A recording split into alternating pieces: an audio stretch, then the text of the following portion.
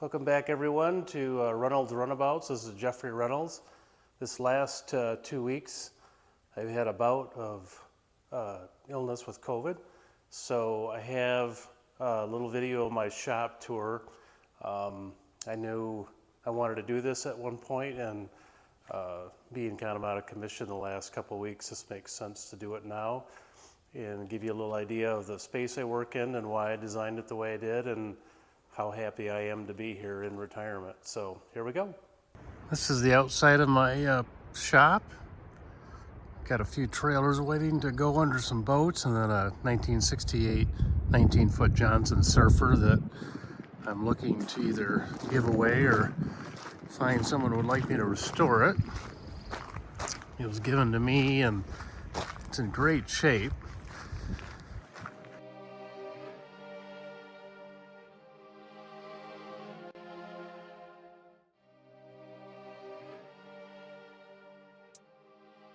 Yeah, here let me break it down. Yeah, I'm gonna make it. And then inside my barn, after my 125 step walk, I'm in my shop almost every day. My beautiful LED lighting.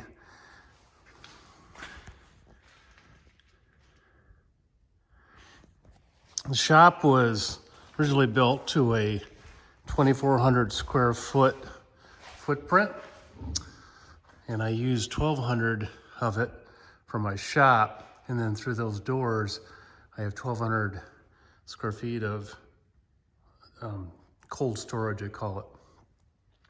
Shop is heated with a in-floor heating system, which is hot water that goes through the floor continuously during the cool seasons. And then it maintains a nice 59 degrees temperature.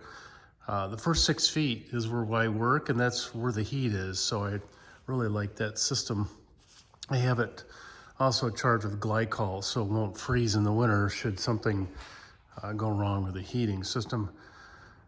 A few years ago, a good friend of mine, David Skolton, who owns Firehouse Boat Works in Holland, was helping renovate an office and salvaged this paneling that had been stained and then grooved, and then plastic inserts made to make it look like the deck of a vintage boat. So he salvaged that. I ended up getting it from him, and now I used it to decorate the one corner of my shop that gives you a little respite from the shop environment, more of a comfortable seating area where a couple people can have donuts and coffee or beer and talk about boats. I got a nice countertop from my brother, who's a carpenter. Found that on a job, and then I built the cabinets out of MDF, and then went ahead and just painted them and put on a the boat cleats for my handles. In them I have a refrigerator, then a microwave, and then storage. A couple things I've got on the wall. John Parsons, who is the founder of Parsons Corporation in Traverse City, Michigan, who owned the Lake and Sea Boat Company, model, name, and molds from 1958 to 1963. And built the Lake and Sea boats for the longest period of time of all of the 4 companies. When I did my shop, I wanted to make sure I had one thing. That was a huge work surface that I could put materials on and leave on there while I work on a boat. So I built a almost 25 foot, probably 20 feet or more of counter space, and on the end it's movable. So I have a really nice run of space, horizontal space, that I can put things on. My pegboard is this where I keep all of my hand tools. Everything I use is on there, unless I'm using power tools. And then those I keep in these toolboxes below. And you just open these up, and in it, I have them on casters. I have all my tools stored out of the way, which I like a nice clean shop if I can. The tools on the end are how I store them when I'm using them. There's a movable table that I can take anywhere in the shop. The only thing that's affixed to the floor in my shop are the shelving units in the back and the workbench. Here's my heating system. This table also comes out, which allows me access to my heating system should something go wrong. On top of the bench, I have some cubbies that I put in to display vintage tools from the 40s and 50s that would have been used in a boat shop, from a sprayer to a grinder to sanders, drills, different types of reciprocating saws, and power circular saws. Elsewhere around the building, I've got a picture of another boat builder, Melvin Roy Brady from Charlevoix. He built boats here in Charlevoix in the late 20s before moving on to Century Boat Company in Manistee, where he helped introduce the hydroplane racing line for Century. He was a racer, but also a builder, so he was perfect for what they were looking for in 1930. I have a few shop tools that are machines. I have a jet I just picked up that I have to still put back together from a previous owner. My other one had broke. This one will not, because it's made well. I've had this Delta drill press forever, love it. I don't use a lot of machines, so my shop doesn't have a lot of them in it.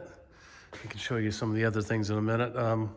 I always have a table of sawhorses set up for different projects. This is a varnish and paint project I've got going.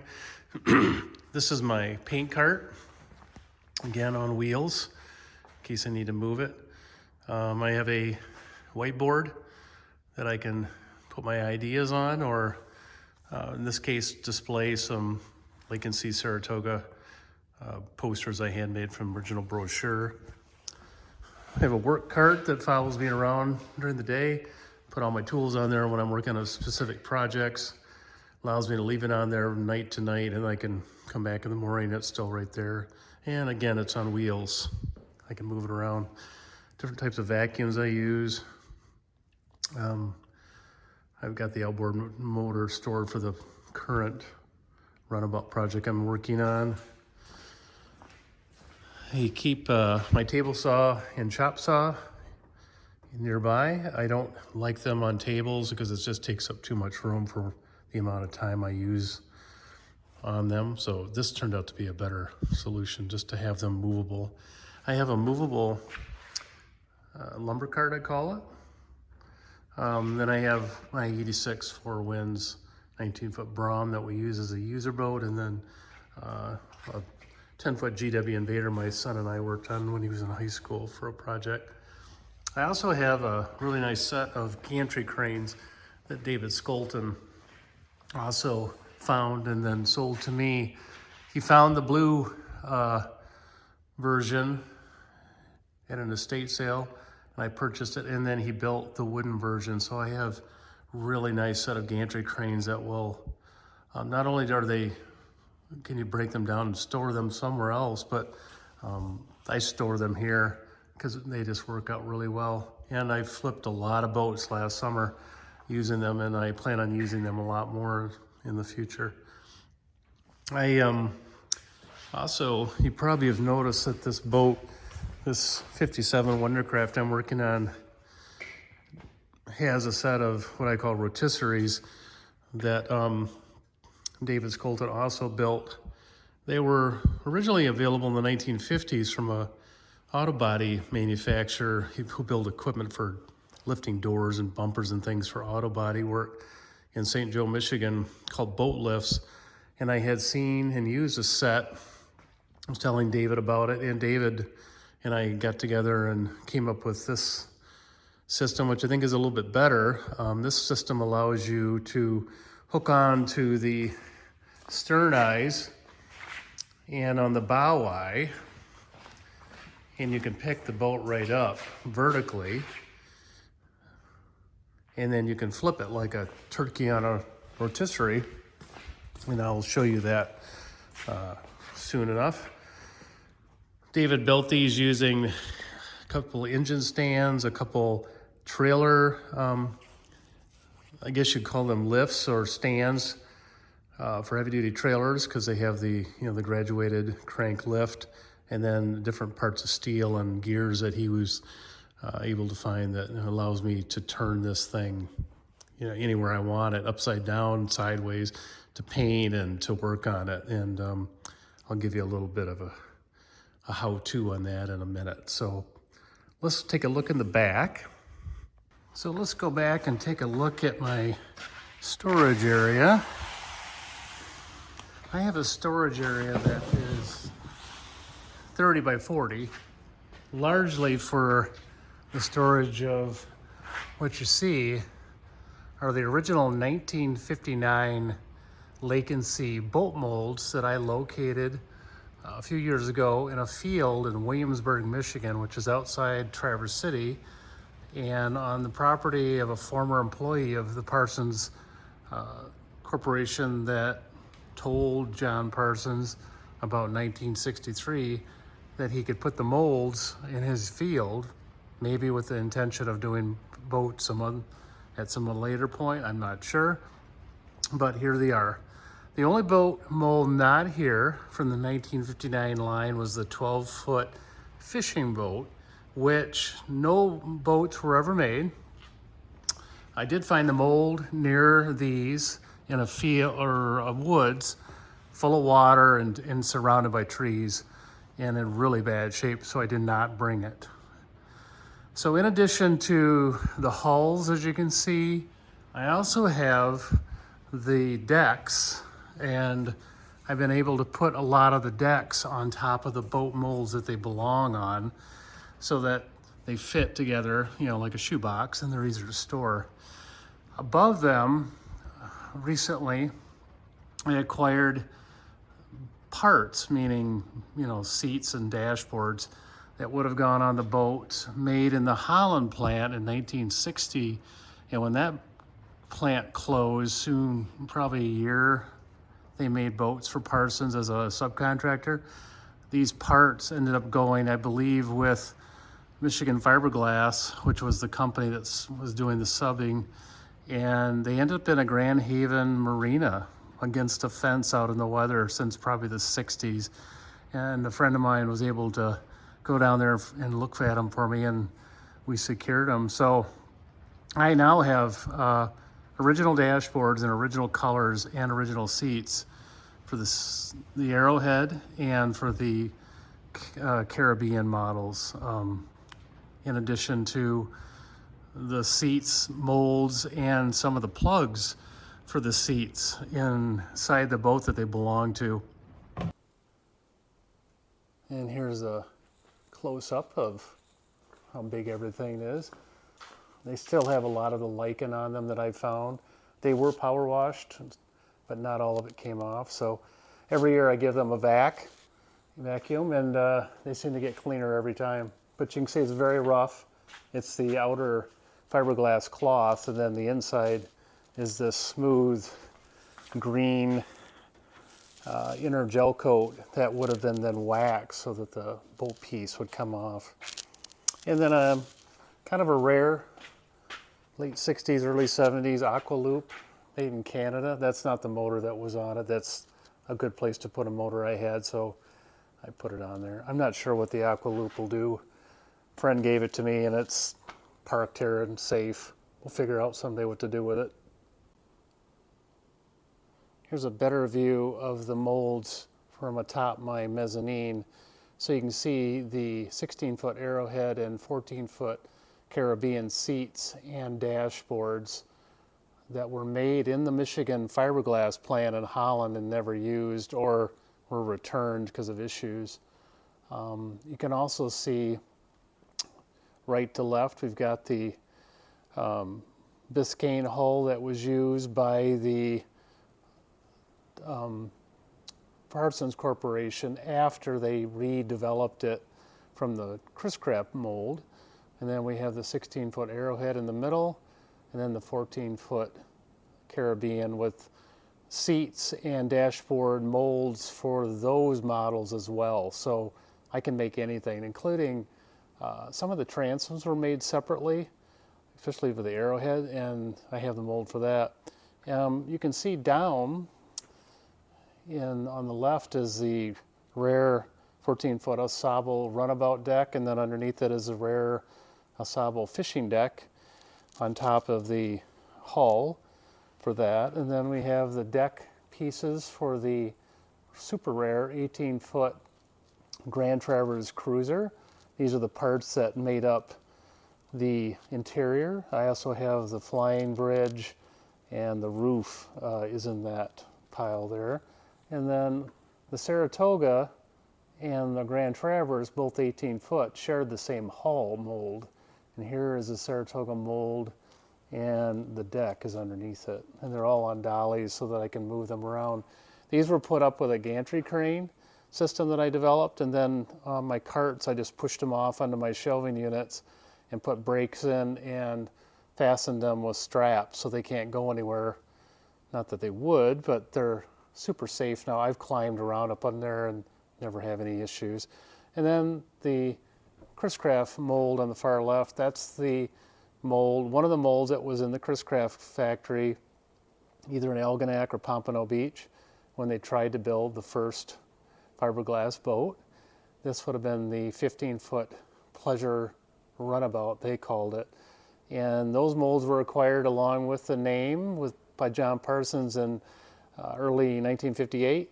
And I found one good one left. That was the best of the, I think there were 2 or 3 of them, and this one was the best one. It still has the rolling steel on it, so you can roll the boat by hand versus having a mechanism like these boats had where they were lifted up and then turned with a kind of a winching machine. Originally I had this boat on 2 rolling dollies, and it just, when I don't need the lifts, I don't have them attached. I don't want to hog the boat or, put undue stress on the boat. I keep it on stands, and then you come in and you hook it all up to the bow and to the stern, and then you just use these winches. Like I said, these are trailer winches, heavy duty, and you can adjust them. I can do fine-tune lifting, or I can adjust them even higher. The goal is to keep it down low because the center of gravity issues, you don't want to tip the boat over. And so what I did is I just picked them up off there, made sure that my beam is, clearing the sweep. When you do the turn, you want to make sure the beam of the boat which is the widest, clears the floor just barely. You want to be able to clear it safely, but you don't want to get it too high. And so yeah, what I do is I just pick it up as far as, I try to get it the top straight. And then David built in these pins, which will allow you, and then there's like a gear, and then you just turn the boat, where you want it. Like this afternoon, I have to work on, and the outrigger allowed me to give me, more stability. And then I can go and I can work on I can literally paint the inside of the boat today. I need to bury some electrical looms under the gunnels that allow me to get right in there versus laying on my back trying to do it. I could also flip it all the way over, deck down, and pick it up, and then I could get under there with some safety stands on 4 corners, because you want to make sure nothing ever goes wrong.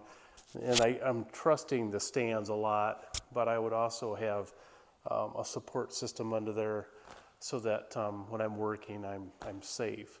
So I could get up there with a light, and I could work on the boat upside down essentially, but I'm standing upright and like working on a car. And it's so much easier, especially at my age. And on small boats like this, it's incredibly hard to work on them once the decks are on. It just makes it so much easier. This system is probably, you know, a 16 footer is probably the max, unless you really built these rotisserie lifts, you know, robustly, adding, you know, more outrigger. But because I have a gantry crane system for the future, which I didn't have in the past, I'll be using that almost exclusively. This will allow me to paint the boat bottom and then flip it over and do the varnish without having to use the lifts, the gantry crane lift straps, you know, on the paint. So if the paint is a little tender, it will have some time to harden up while I'm working on the varnish, which could take almost a month when I get going. So I'm really happy with it. And like I said, this goes all the way over. You can just keep flipping this if you had two people. And I used it on, this will be my third boat project, fourth boat project I've used these boat lift type apparatus, and very successfully. I think if you have the know-how and the ability to weld and fabricate, I mean, anybody can build them. So yeah, so that's my boat rotisserie system. So that's my shop. If you have any questions about what I did, the type of construction, heating system, other things that, you know, maybe you're wondering as you're putting together a shop, or like in my case, I upgraded from a very small shop in Holland, Michigan, to a very nice one here, in my opinion. I love to share whatever ideas I, you know, had, and some of the foibles that maybe we ran into, which were thankfully a lot. So thank you again for joining me. I hope to be back showing you some boat restoration work in the next 2 weeks when I'm feeling better. Till then, if you haven't subscribed, please do so. I'm over 200 now subscribers. Thank you for all those first 200 plus that have joined me. And if you like the videos, hit the like button, and I'll see you in 2 weeks. Thank you.